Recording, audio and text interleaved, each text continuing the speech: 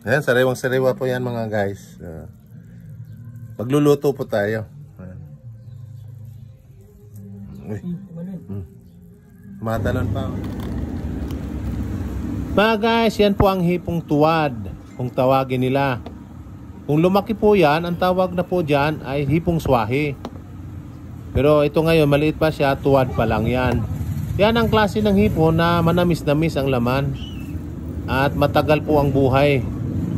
Hindi kaagad namamatay. Kaya matagal ang freshness niya. Lutuin po natin siyang crispy hipon. Sa kunting sangkap, siguradong mapapayami ka. Dahil para itong chicharon na kahit balat niya ay mangunguya. Dahil sa super lutong po siya. Heto lang guys ang mga sangkap niya. Asin, paminta, at magic sarap.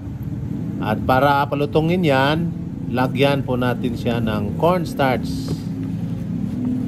Haluin lang na po natin at alog-alogin para bawat isa ay magka-coat ng cornstarch, yung malalagyan ng cornstarch. Tapos po, para lang prito po yan.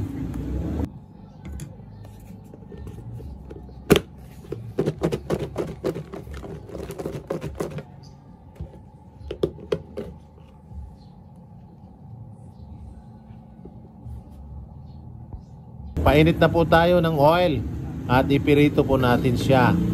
Haluin lang para lahat sila maprito. Guys, maliit na diferensya lang po sa klase ng hipon to.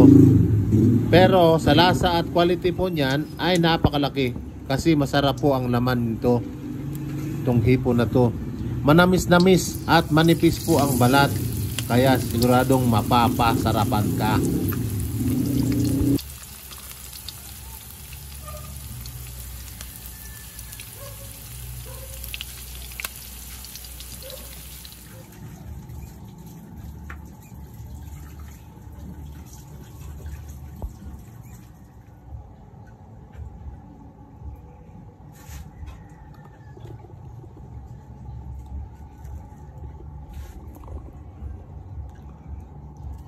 Mm.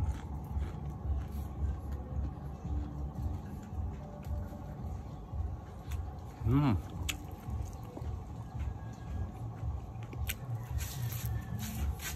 Mm. Up.